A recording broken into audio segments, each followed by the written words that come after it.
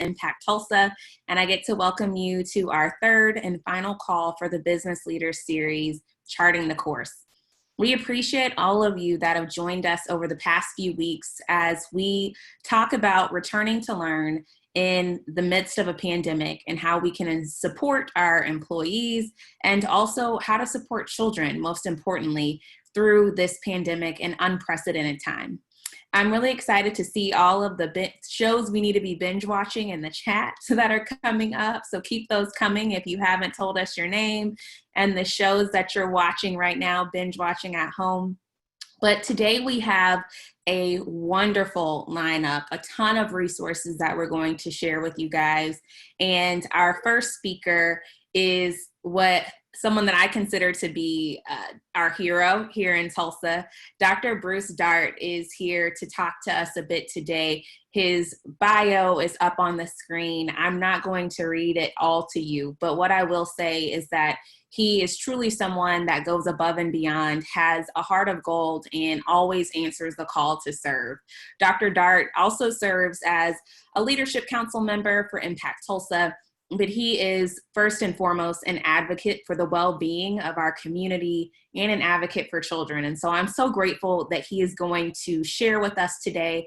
As he does his presentation, I encourage you to put your questions in the chat box. Dr. Laura Latta will be coming back and doing the Q&A portion. And after that, we have a series of other presentations to share resources with you for your employees, for your staff, for our community. And we're really looking forward to this time together today. It's going to be packed, so buckle your seatbelts. Let's go. I'm going to turn it over to Dr. Dart.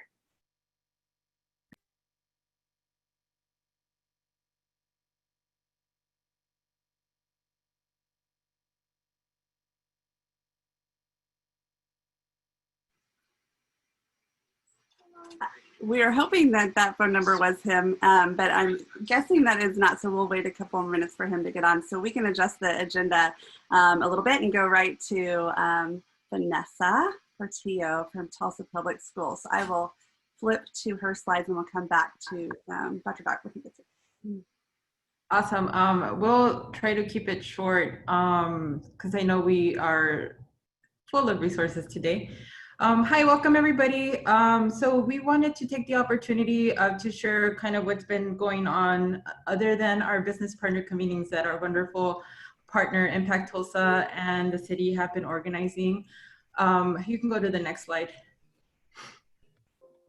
First, as TPS, we really want to just thank the many partners who we have been who have been supporting our Tulsa area families during the summer months and beyond, in particular in getting childcare strategy up and running this.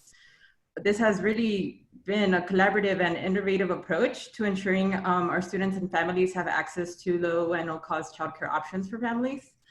So thank you to Impact, of course, the Opportunity Project, the Tulsa Area United Way, the YMCA, and the City of Tulsa, which includes our Parks and Recreation. We've been working together on larger strategies around childcare, so we wanted to share a little bit about that and connect the work that we're doing here as our business leaders and our business communities have been coming together. And I'm going to kick it over to a few folks who have been really supportive in this if they're on the call. So just to provide some background, we've been meeting on a regular basis, I think for only the last month or so. It feels like it's been forever. But we quickly got together and started this collaborative approach because we knew it was going to be a need for our Tulsa to have these various opportunities for our families, especially our frontline workers and folks who don't have the privilege to necessarily work from home. So I wanted to take this time to just highlight some of that work and share our gratitude for everyone coming together. So as I mentioned, this has really been a collaborative approach. And Jessica, is Omari on the call already? Yeah. Yes, cool. I'm here. Okay, awesome. So Omari and Emily, who's not on the call, I'll share for her, but we've been working with them and they've been already standing up a lot of sites and are adjusting to the need. So I'll kick over to Omari to share a little bit about what Parks and Recreation are currently working on and doing.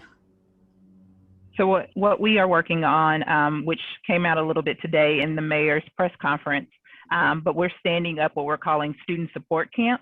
A little different than our traditional summer camp because it will include the distance learning, virtual learning piece as well.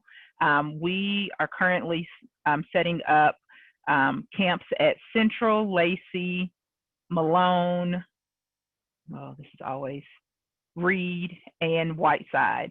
And out of those 5 parks, there will come 130 slots. And although today the mayor's announcement only opened it up to city staff, there is a deadline on how long city staff have priority to enroll, and then it will be opened up to the public. So we'll be providing up to 130 slots, and then in a partnership as well with the YMCA to open up an additional number of spots at our East Tulsa location, which is Hicks. The big need right now for this ask is we are looking for student support aides to be able to have the capacity to care for this many children.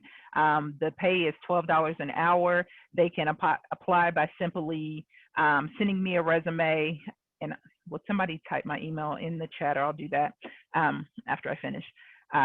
And then a team will contact them for an interview. Thanks, Omari. And then in terms of the YMCA, so what's really exciting is the Y and Parks and Rec have teamed up for this co-site that they're working on. And so I got some information from the Y, and so they'll be offering programming at Tandy and Hutcherson, Owasso and Bixby locations, as well as Hicks. That's the collaboration site with Parks and Rec. The hours of operation will be from 7 a.m. to 6. The program is a combination of academic support, movement, and enrichment. There will be scholarships available. They don't turn any kids away. There's going to be safety measures in place, so cleaning as well as disinfecting. All the staff wear masks and gloves.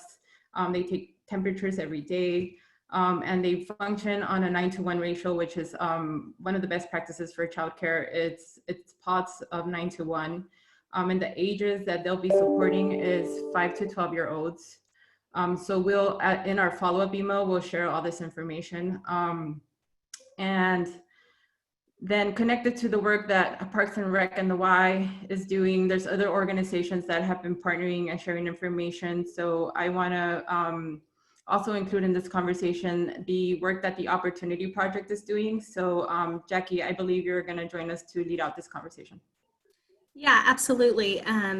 So at the Opportunity Project, we have been really focusing on 2 areas. One is being the lead organization to submit the grant application for the Tulsa County CARES application. So we're looking at really growing our capacity as far as how many childcare opportunities we can get in front of families. So we're really excited about that opportunity. If we receive those funds, right now we're looking at serving about 500 students, but we hope with CARES dollars to increase that number to over 1,000 to maybe even 1,100 spots available for kids, either at a free or low cost option to families. So that's a big thing that we are looking at supporting partners in. And so, like I said, we would re-grant those funds to different organizations that, like the YMCA, the Parks Department, the Dream Center, the Boys and Girls Club, that are offering that kind of childcare service to, families around the community. We are also working in partnership with the Tulsa Area United Way, and we have just launched a childcare portal. And so that is a resource where if you are somebody in the community that has programming or childcare options available, you can go onto that portal and input your information, and then in turn families can access that website and they can find opportunities available in the community for their child. We know that capacity is a real issue right now, and so if you know of any faith-based organizations or churches or anybody that's able to offer any sort of childcare opportunity, please encourage them to go to that portal and input that information. It just helps us get a better sense of what's available in the community, and then we in turn can launch that website and families have direct access to those resources. Yeah, and we're also looking at different Hope Centers across the city and supporting that work.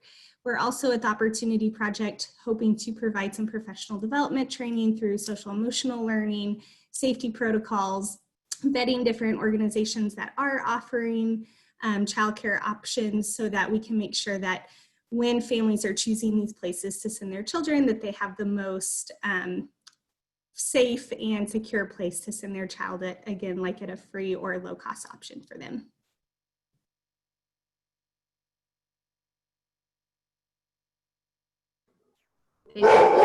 My dog is barking, but thank you, Jackie. That's why I stopped a little bit. So we dropped the link to the portal on the chat. If you can please help us reach out, and also once the map goes live, share out with your families and your employees. And then just to highlight another part of this work, this has been a really large scale strategy. It's also the partner convening, the business partner convening. So as we were trying to think through different options for our families, we were also thinking of our business community and how to work with you all and in creating flexible approaches for our employees. And then later today, we'll take a deeper dive on the internet task force work that the city and Impact and TPS has been leading the way for us. So I won't get into that. I'll just share that we have been, a lot of us have been in those same calls, and we've been collaborating closely to make sure that these childcare centers or learning centers, as we will call them, for those that are supporting our students with distance learning, have internet access. And then I'll close off with our next slide. Just a few things to keep in mind. The spots that are offered are very limited. As of now, we have about 500 or so, a little bit more, that are either existing or ready to stand up in the next few weeks. So that's not a lot for the city. The CARES Act money will get us about 500 more to be supported. So again, that's still only about 1,000 or so. So just want to share that that's a big challenge for our city. And so even though we're doing all these things, it's still really hard to support every single family. And this is mostly because of those measures that we're putting in place, which is those 9-to-1 ratios. It's a little different than our school setting. And we look forward to our continued partnership with all the community orgs that we mentioned. We can't do this without you. Education can't happen without community partnerships. So we are really appreciative of all the work that we're doing together. Again, you got the portal. The Opportunity Project will continue supporting any organizations that are willing to provide these resources, which includes vetting the organizations, providing professional development, providing any safety guidance. But again, the different spaces will run autonomously. So they'll decide on enrollment date, the ages that they serve, the services they provide. So we don't have any handle on any of that.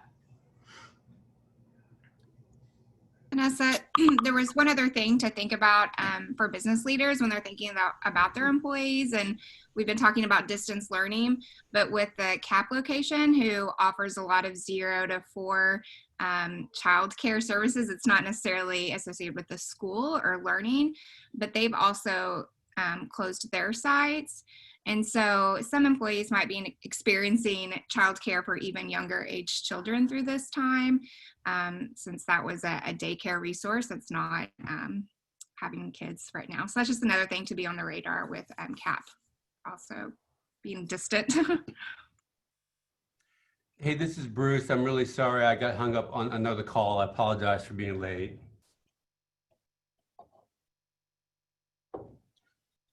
Hi, Dr. Dart. We are so thrilled that you're here, and we are very, very excited to hear from you.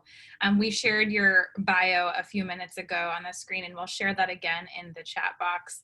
And want to encourage folks that while Dr. Dart is making his presentation, if you have questions, you can please enter those into the chat box. So don't want to hesitate, but to give you the floor, Dr. Dart, and share your information with us. So I was really asked to talk about some of the confusion around businesses and businesses who had certain requirements for employees to come back to work. They were looking for a negative test and wanted that documented for an employee to come back. And And frankly, the way that COVID functions, in most people, it's really difficult to get a negative test for more than 90 days after initial infection. So we're asking businesses not to require that, because it's, well, number one, it's taking testing supplies for the labs, which we don't have. For people are being tested over and over again trying to get a negative test, and it's not happening. So, we've really been just recommending that that businesses follow the CDC guidelines, where they are calling people recovered 10 days after onset of symptoms with resolution of fever for over 24 hours without the use of fever-reducing medication. That's the criteria we're using to determine recovered. We don't request a negative test from anyone. We don't, and there's no need to document it. What happens is that the RNA or surface protein stays in the nose, and it results in a positive test, but the person is not infectious, and they no longer are ill, and they still convert to antibody already. So we have to get businesses, I think, if they're requiring employees to have a negative test, we have to get businesses to stop that requirement and follow the CDC guidance, calling really what is recovered and how you can return to work. And it's very easy to document. We all know when we document date of onset when we do our contact tracing, our disease investigation. So it's easy, I think, to identify what that time period is. And frankly, with testing supplies being what they are, we don't want to see our labs using supplies to test people over and over again to get negative results so they can get back to work. And plus, it's disruptive to any type of business to have to hold employees out when frankly they're fine, they're recovered, and they should be allowed to come back. And so I've had this conversation with several large employers.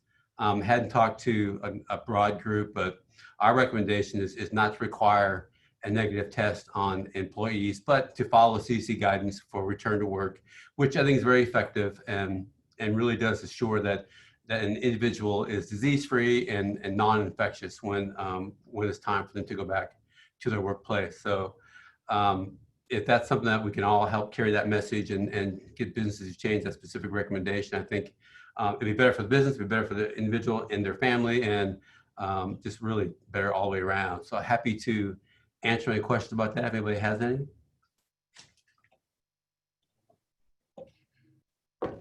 So we will go ahead and open up for questions. If somebody has a question about the information that Dr. Dart just shared about that testing, Dr. Dart, do you recommend one test and then no more? Yeah, so most people, we test them for disease, and that's a PCR, which, as you know, is a nasopharyngeal swab that people tell us that they get stuck up to their brain, and so they had that positive test. And after that positive test, of course, they're held up, they're quarantined, or isolated, they're positive. But there's no need to ask for a negative test. It's just we want to document that. If for the asymptomatic cases, we go from the date of the test if they're not symptomatic, but either from the onset of symptoms or date of test 10 days beyond that, if they're symptom free, and if at the end they have 24 hours or greater. With no fever, without the use of fever-reducing medication, we're calling you recovered. And I think, and that guideline I think is universal. Most people are following that as well. The CDC recommends it, and because of the nature of coronavirus, it's so easy to get a positive test because the surface protein left behind from the virus that really you're not. It's a false positive because you're not infectious and you're not infected anymore. But you're showing positive because this is the nature of the virus and how it works and how it functions in your body. That's incredibly helpful information. Thank you so much, Dr. Dart. We've got a couple questions coming in and comments, so want to elevate those. What about people who are exposed to a positive case? So we're talking exposures and quarantine. And there's the people who have not had any positive tests? Correct. If you're exposed to a positive case, of course, we ask that you get tested. We ask that you get tested within 5 to 7 days of that exposure. In the meantime, you want to start quarantine. You want to quarantine 14 days from that point of exposure. Now, if you get a test in 5 to 7 days and you get a test result back, you still want to quarantine 14 days because the incubation period of COVID-19 is 2 to 14 days, and you could seroconvert beyond that 5 to 7 day. Now, most people seem to have a positive test in that 5 to 7 day range, but there's always going to be outliers, and some people seroconvert 10, 12, and 14 days later.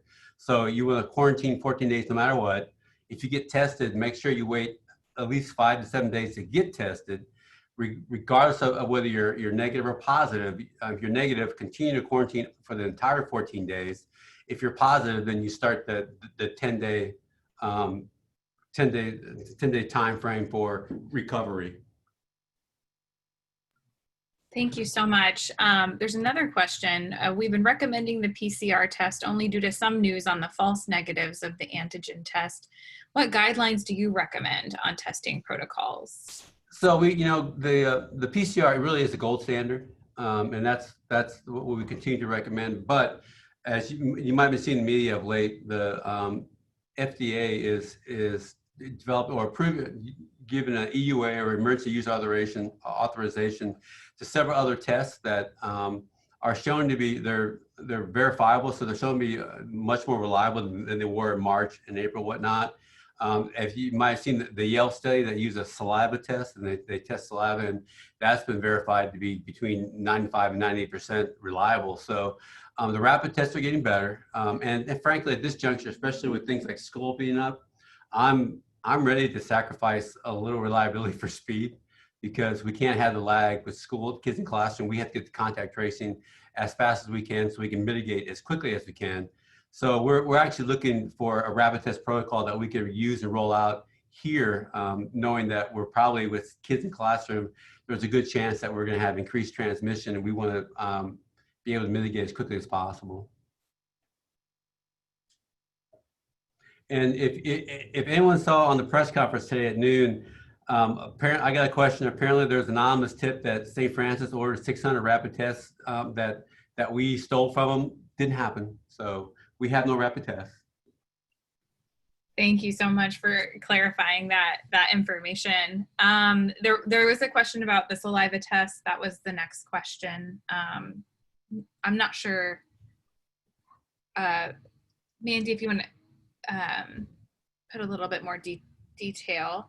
He had started answering the question on the saliva test. I had read, we keep track of this, that was the sensitivity was much higher. It's much more reliable. It seemed like it was more reliable than the current antigen test. It wasn't yet available, and I wasn't sure if this was testing RNA or if this was testing viral load like the antigen. So I was curious, is it testing the RNA, or it sounds like it's not if it's rapid. Yeah, and that's true. So it's tested for antigen, but it's in the saliva. So and the test methodology has already been verified. So they're getting tests that, as I say, are between 95 and 98% reliable. So they're still, I'm still a little nervous about the antigen test, but and it's their hope that eventually through saliva that it'd be a pure RNA, which is what we would prefer. But either way, right now that Yale study is really encouraging, and we actually found another lab here in town that can serve as a middleman, and they send their saliva samples to a lab in Kansas City with a 24 to 48 hour return. And so we're verifying that they can actually do what they can do, and they have the capacity to test the way they can, because they're going to use that methodology when they're up and running. Oh, that's great news. Thank you. Mm-hmm. Dr. Dart, is there a future where home kits can be purchased for at-home testing? So frankly, that's our hope, and that's our long-term strategy. If we get and so they're actually working on kits that are actually a test strip, and you put them in. It's just like a home pregnancy test, and how it really works and functions, and so I know that's technology they're working on now. And of course, it'll be a little while before that's actually rolled out, but that's what we'd like to see. And frankly, I'd like to see one of these type of rapid test machines in every school building in Tulsa County. Of course, it's going to take some resources and the manufacturing companies to ramp up and have that available, because as you can imagine, everyone wants these test machines right now. Getting them is extremely difficult. And frankly, all the Abbott diagnostic machines, HHS conscripted and took away to redistribute to FQHCs across the country. So even Abbott's having a problem getting machines out to the normal customers. So The demand is huge. I'm hoping that the technology improves so we can have these home test kits and they are verifiable and actually sensitive and specific. But that's in the future, and God knows how far in the future it's going to be. But one thing about about the technology of this virus, it's ramped up very, very quickly, not like we've seen anything before. So we know that the science has the ability to catch up with the virus, and technology has the ability to manufacture and put it out into the public. So we're hopeful that work continues and the time frame continues to shorten.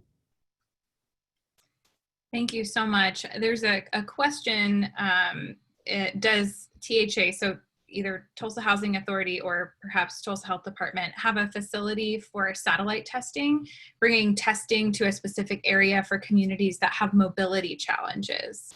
You know, we've done a little bit of that, but not as much as we can, mainly because of our bandwidth. I mean, if we were to do that, we have to shut our clinics down. So right now, that's why we have 2 permanent sites, one in North Tulsa, one in South Tulsa, and we do different days and different hours of the day to try and make ourselves more accessible.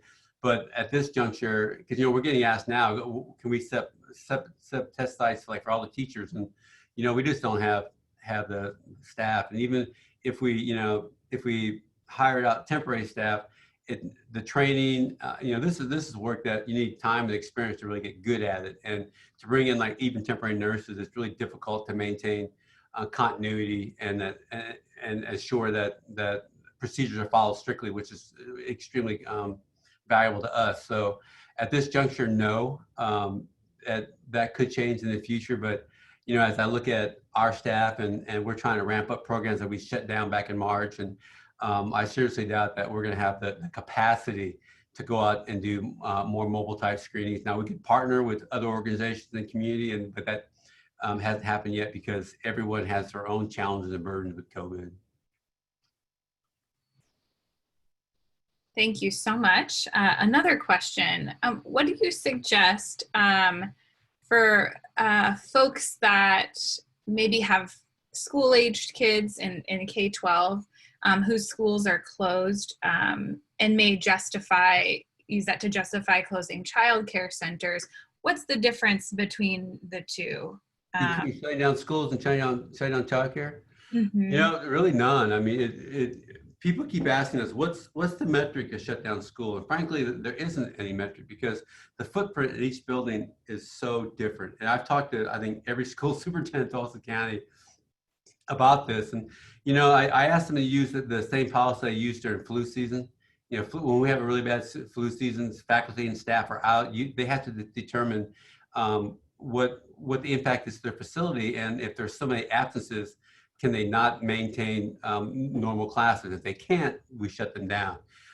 People kept coming to us saying, well, if there's 2 or 3 cases in a school or a classroom, we should shut the whole thing. And no, because potential risk exposure isn't what people think it might be, but it depends on the setting. And that's why we ask for each infrastructure or each building to look at their infrastructure to help us determine what risk truly is in terms of exposure and of just cases within that facility.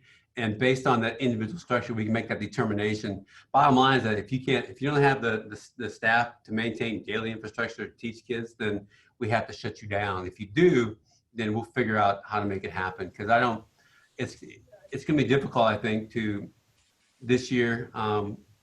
What we're going to find is that for the classes, I think I'm only projecting here, but for the classes that start with kids in the classroom, we're going to probably start to see cases fairly quickly.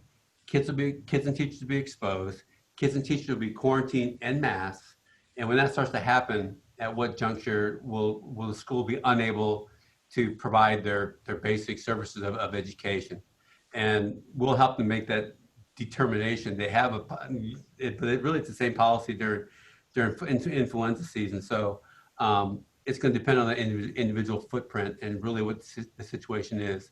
If they can continue teaching kids, then we're not going to shut them down. They can't. We would have no choice. Dr. Dart. Long answer, I know. So. Hi, Dr. Dart. This is Deborah. Deborah, how are you? Thank you for everything. I just wanted to interject and just clarify something that I think is so important. And one of the conversations that we've had with you is the one big difference in some of the childcare work that we've been doing and our collaborative partners have been working on is that these are much, much smaller groups of students, and also that the total number of students in any like building or space is much smaller, as opposed to groups of at minimum 15 or up to 30 with hundreds or even thousands of children in a building versus groups of 9 or smaller with only a few of those 9 or smaller groups in a building. And I was speaking specifically to the school building, not to childcare, knowing that childcare is a smaller footprint. And that's why, because it is smaller and potential for transmission is even greater because of the structure or the nature of the facility. And with that situation, it's really easy to determine whether we need to shut them down or not because of risk to the community, risk to staff. And so I was speaking specifically to the school building, which is a whole different conversation. But with childcare, we're talking about small numbers, children who are younger because of just the nature of being a young child. Risk for exposure is greater because little kids are hugging and saliva's flying, and so we have had to shut down several daycares now because of the same situation. But in a school building with a different classroom, different settings, that's why we depend on whatever your influence policies are, and we plan to work with each school district, each school building when those situations arise to determine how we go forward. Thank you so much, Dr. Dart. Carlisha mentioned at the first part of this meeting that you are heroic, and I think many people on this call wonder if you ever sleep because you are very busy, and we are so very grateful for your time. I just have one very quick question. Can businesses consult with you or the Tulsa Health Department if they're concerned about when to shut down their business or shut down services or things like that if there are an influx of cases? Absolutely. That's one of the things we're here for. Reach out to us. And, in the context of contact tracing, we're probably going to identify specific risks within specific businesses. So I would hope that we would bring that conversation to them before they have to come to us. But if that does not happen, we're always here, and we're here to consult, and we'll provide the best information we have based on what's occurring within that facility.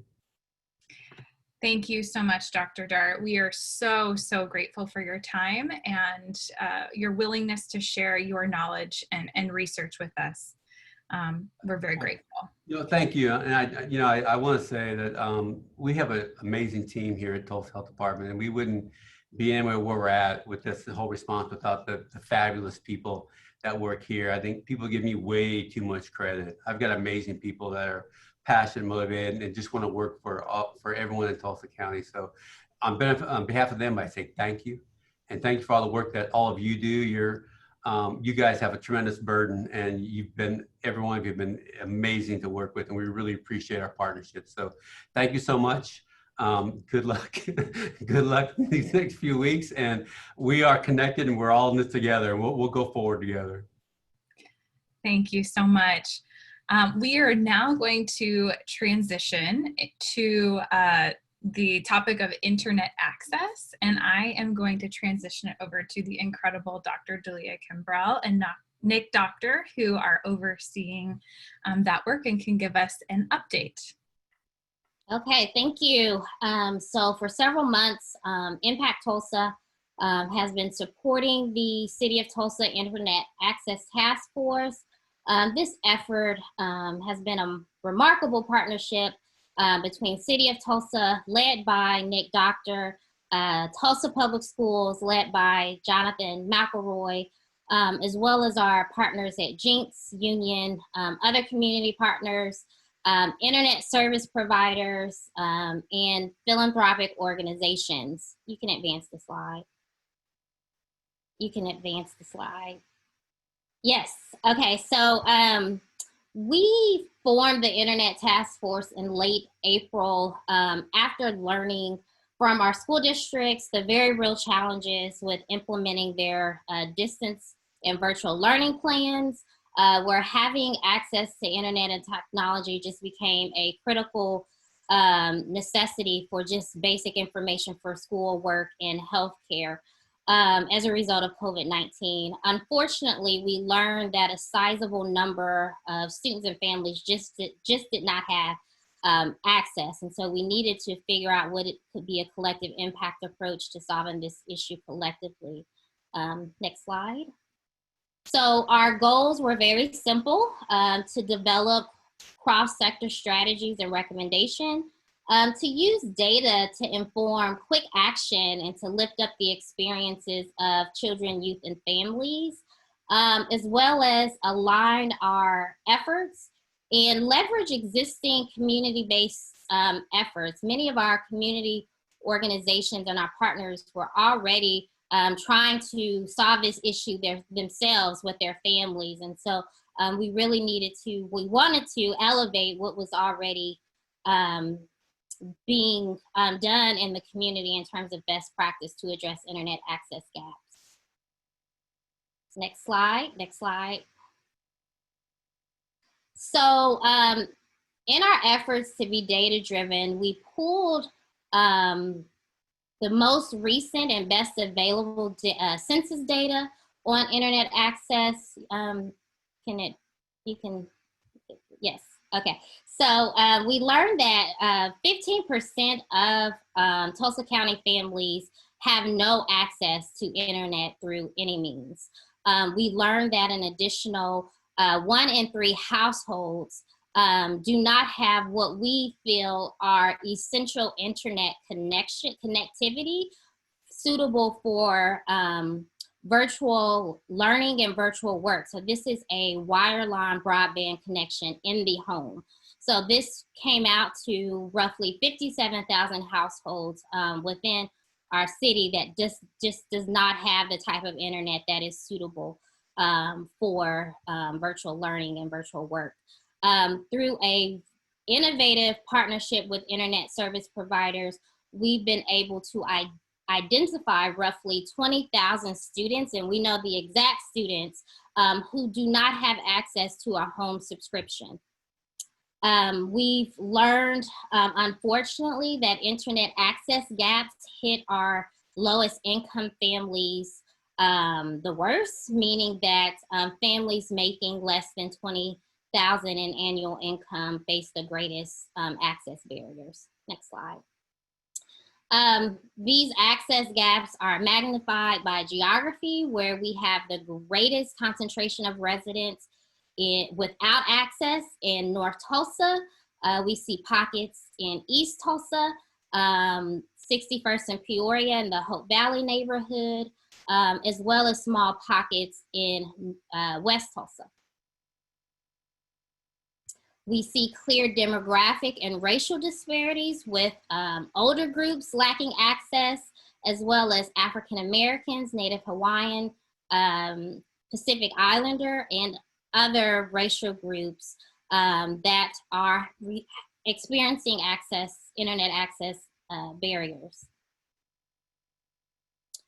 When we learn and actually listen to families in terms of the challenges with internet access, we learn a lot, and we find that families struggle with high internet costs, a lack of awareness of the low-cost internet programs offered by our internet providers. We've learned a great deal about the sign-up, eligibility, and customer service issues with internet providers that our families were experiencing. And then we've also learned about the limited or inconsistent services or speeds that contribute to these barriers. You can skip that slide. So as a result, we identified some best practices that we wanted to model and lift up to address these challenges. So these best practices include the need for immigrant-friendly policies. We learned a lot about documentation challenges, families needing to have a Social Security number. We learned about the importance of partnerships with school and community organizations and neighborhoods, and the importance of lifting up trusted community messengers regarding communication and information sharing. So we already have great models of this with the Promontory model and Power of Families. So we want to use the existing models to really help navigate and develop the types of trust and communication that we need to get families access. Also, a key important feature of this work is emphasis on a long-term digital equity and empowerment strategy for our community that extends beyond the emergency and urgency that we're faced as a result of COVID-19. Yeah, you can. So the task force divided up in 4 working groups that would serve as the structure for how we make recommendations. Our first group is the communication strategy group. And so this group is tasked with launching a targeted internet communications campaign to students, families, communities, and teachers. Our second group is our individual solutions group. This group has made recommendations related to a targeted strategy to increase access. So this is like our internet subscription group. So this group is really tasked with finding ways to get families access to that wireline broadband connection in the home. We have a hotspot distribution group that's focused on distributing hotspots to students and families that do not or cannot have other connectivity options. This group is an extension, so the recommendations are in addition to the hotspot distributions that we're seeing that the districts are allocating to students. So because we're in an eviction crisis, as an example, we see the need for community resources or emergency resources related to hotspots access for families who might be experiencing transition or housing stability. And then we have a group that's focused on how do we develop Wi-Fi throughout the community. So when we see areas of low access community-wide and these geographic disparities and systemic inequities, how do we identify public institutions and locations to prioritize public Wi-Fi expansion? You can skip that. Yeah.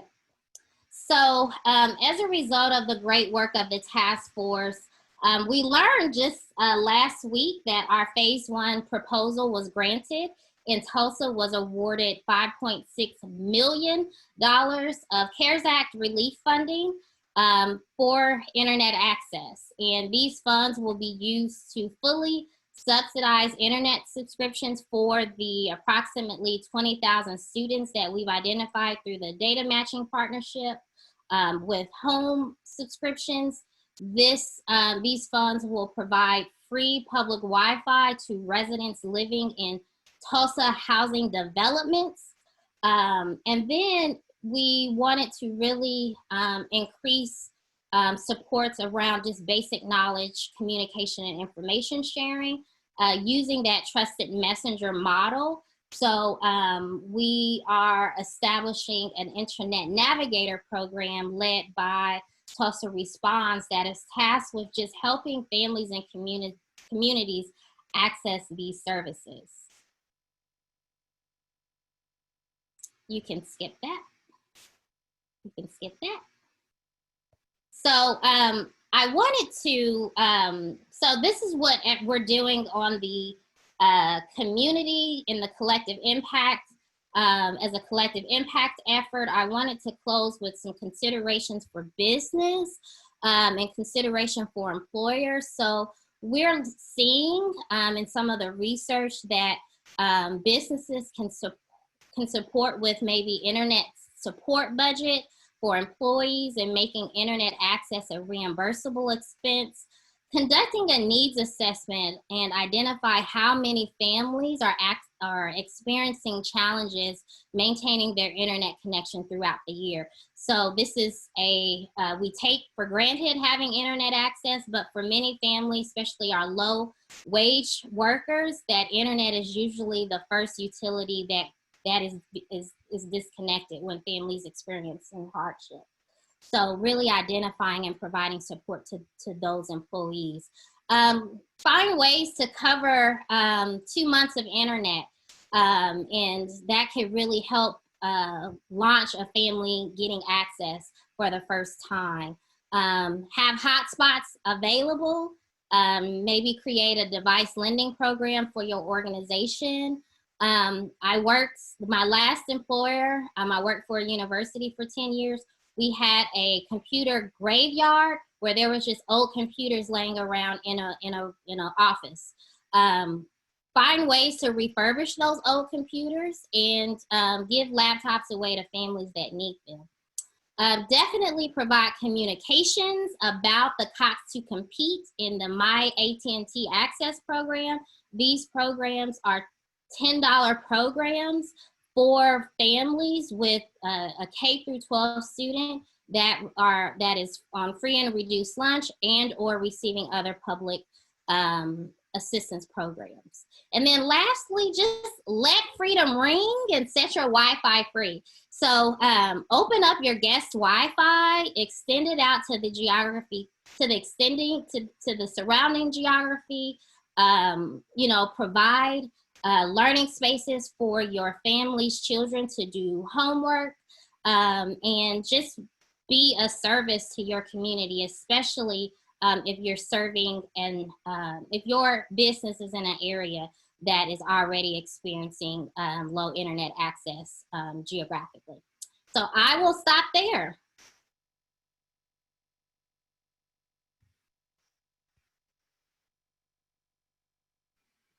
Thank you, Dalia. Now we have Jessica Dietrich with Hunger Free Oklahoma to share about some food resources. Thank you. And Dr. Kimbrell's resources really connect well with ours. I think you highlighted a number of issues that we're hoping to address, especially on the internet access and language barrier front. So as Jessica mentioned, my name is Jessica Dietrich, and I'm the Policy and Government Relations Manager for Hunger Free Oklahoma. And I just wanted to share a few resources with you today that may be helpful for your employees, their families, or just people in the community. So first, I wanted to start with our COVID-19 resource page that has been kind of a one-stop shop we've created to keep the most up-to-date information that we can on any food resources available.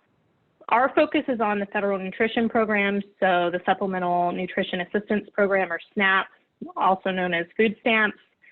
We also work with the Women, Infants, and Children program, as well as the child nutrition programs and senior feeding programs as well. So there have been a number of adjustments to those programs, and you can keep up with the latest of those adjustments on that website, but you can also find links to emergency food resources as well. So if a family is in crisis, they may need access to food immediately.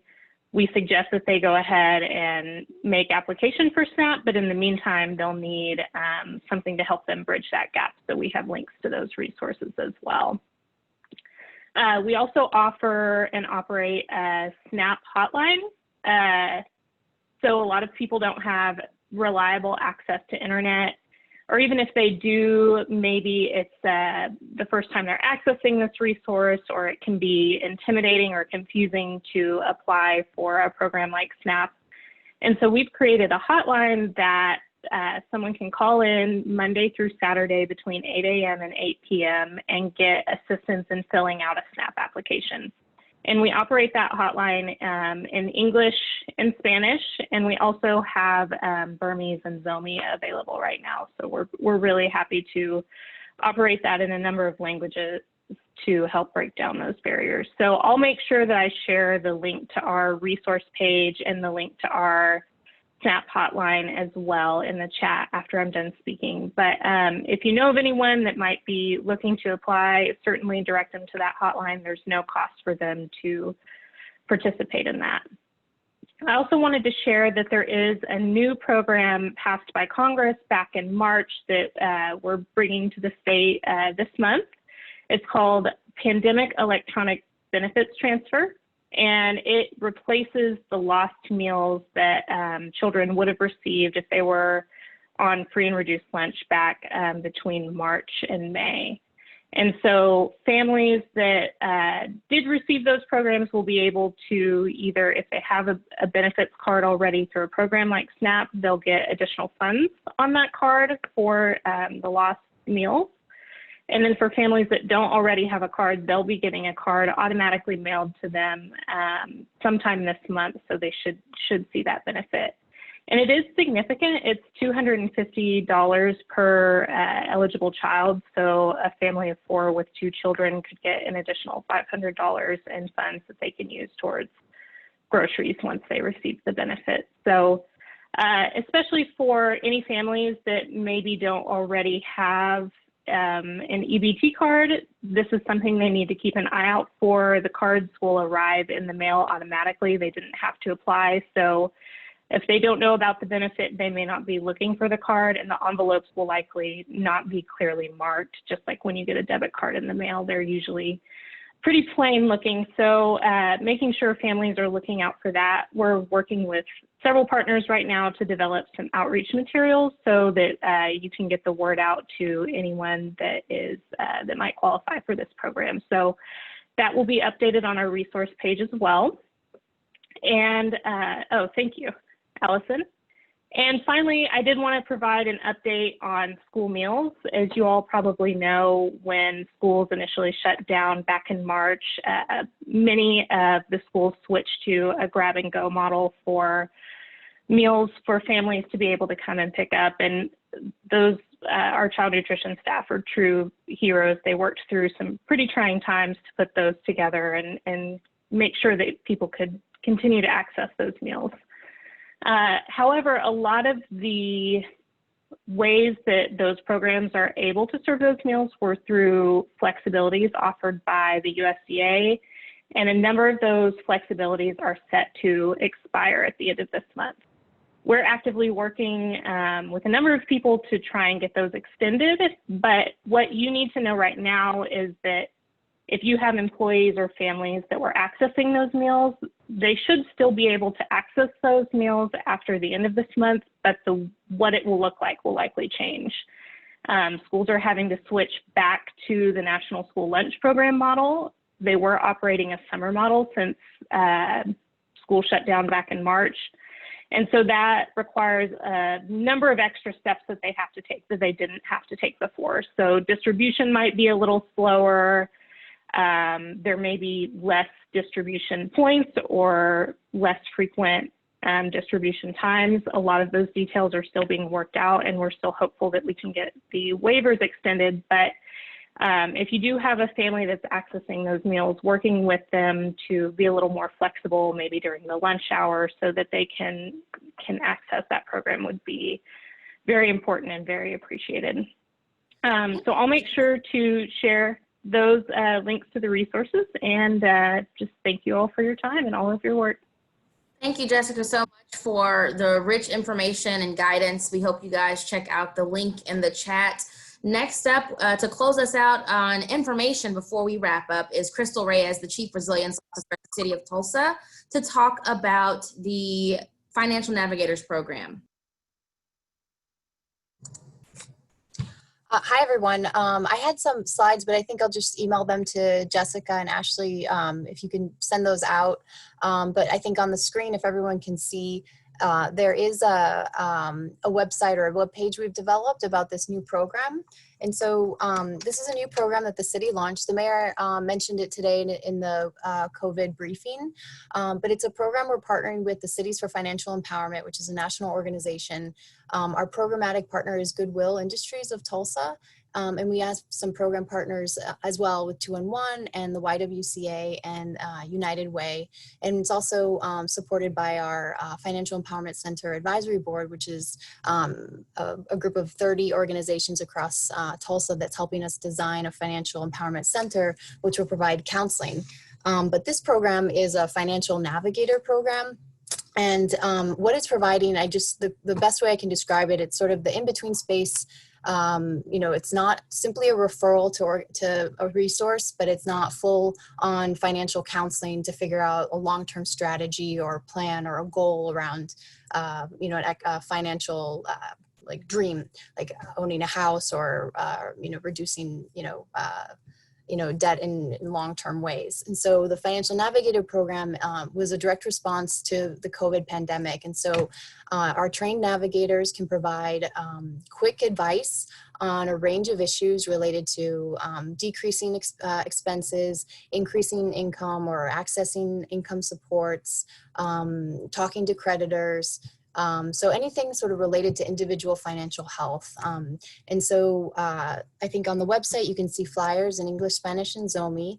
You can request an appointment by going to the link, and it's just 5 questions, and a financial navigator will call someone back within 48 hours. And I think the best way, getting the word out, this is a free service. It's a public service. It's available to any Tulsans. And if anyone has any questions, you're really welcome to reach out. The information is on the City of Tulsa website, and happy to, present to groups. I think some specific things for businesses could be emailing out the flyers. We have social media posts, and also your employee assistance programs. This could be a referral that those staff can share as well. So thanks for the time. Thank you so much, Crystal. We appreciate you all for joining this series. We have heard from many of you that this has been a helpful collaborative space. So we have a poll that's coming up for you right now. If you could take the time for us to gather interest from you about topics that you may be interested in continuing to convene and to collaborate, especially in the midst of the pandemic. We also sent out an email with a survey link previously, which is being posted in the chat box now. But the priority is the poll, so focus on the poll first. But there was a survey that was sent out previously, and several people have requested a county-wide look at what businesses are doing so that you all can continue to collaborate. We've only had a few responses, but ask that you have someone on your team complete that survey and share it with others so that we can support you by compiling this information and sending it back to the group. As always, we'll send a follow-up email after this session with all of the resources that were shared and discussed. I again want to thank our incredible partners at the City of Tulsa for supporting with this effort. Ashley Phillipson, Jessica Smith from the ImpactTulsa team, Andrea Stacy from the ImpactTulsa team, and Dr. Laura Latta have all been a part of designing these sessions for you, and just really appreciate you all for being here. So I hope you all enjoy the rest of your day, and we look forward to sharing more resources with you soon.